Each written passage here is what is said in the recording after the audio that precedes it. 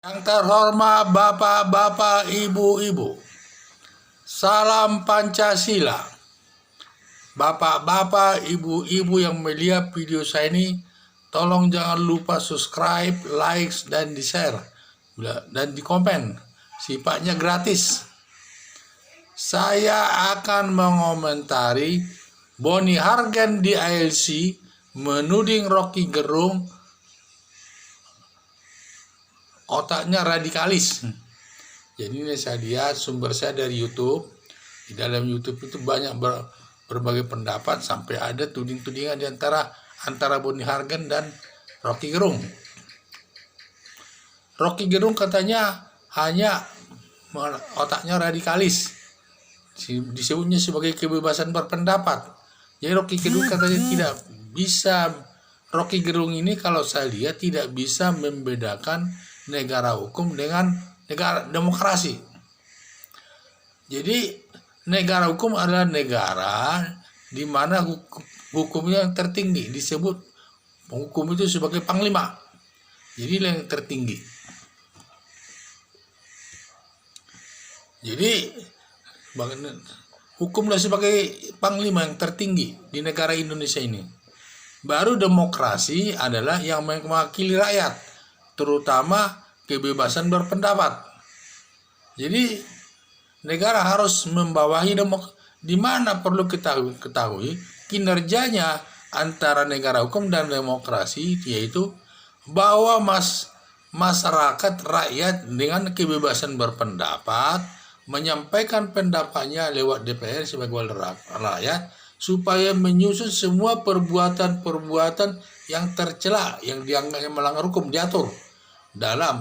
Setelah DPR nanti mengesahkan daripada undang-undang itu dan bersama presiden, maka undang-undang itulah sudah menjadi hukum, sehingga setiap orang harus mentaati undang-undang itu. Makanya disebut itu hukum itu sebagai panglima, sebagai yang tertinggi. Jadi siapapun tidak boleh melanggarnya, harus mentaatinya karena sudah diatur dalam undang-undang.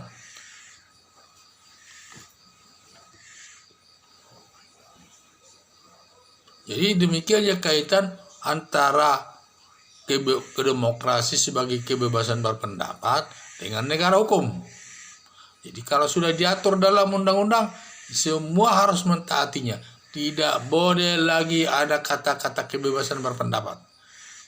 Tetapi kebebasan berpendapat juga diakui pemerintah sebagai demokrasi, dalam arti asal kebebasan berpendapat itu tidak bertentangan dengan undang-undang yang sudah diatur dalam hukum.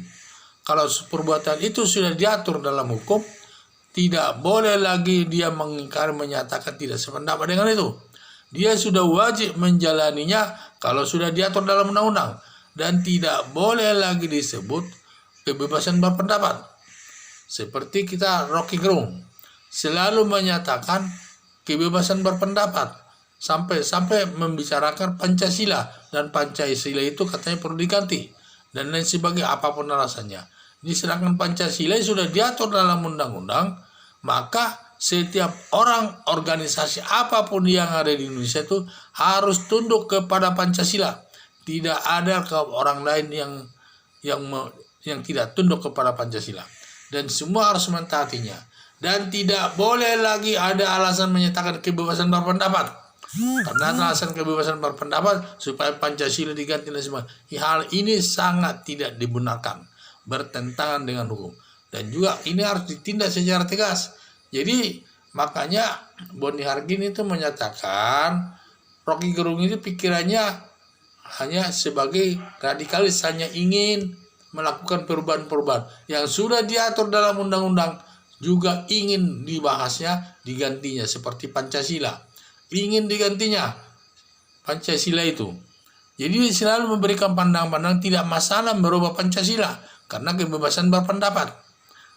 Jadi ini saya lihat ini kurang tepat pendapatnya ini, sehingga karena Rocky Gerung selalu berpendapat demikian, katanya dia selalu berpendirian radikalis, selalu ingin melakukan perubahan-perubahan Dan perubahan-perubahan itu katanya sebagai kebebasan berpendapat, ingin merubah Undang-Undang Dasar 45 pun katanya tidak masalah.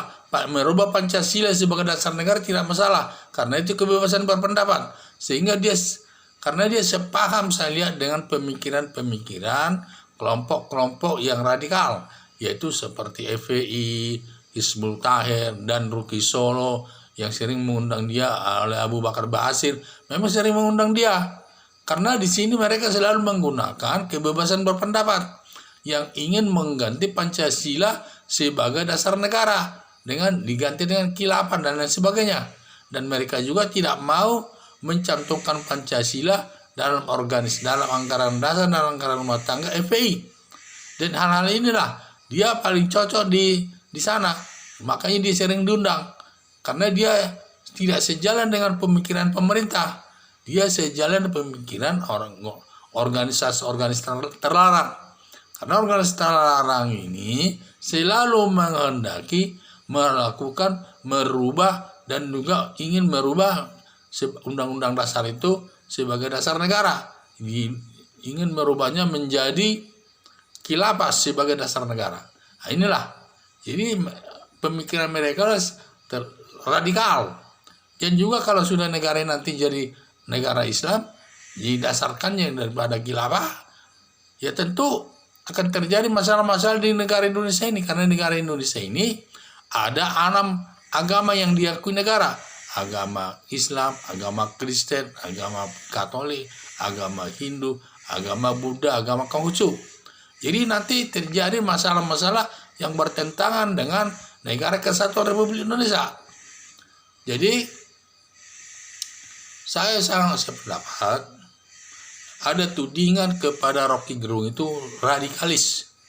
Sifatnya radikalis, selalu ingin perubahan-perubahan, walaupun perubahan itu tidak sesuai dengan undang-undang yang diatur oleh KUHP.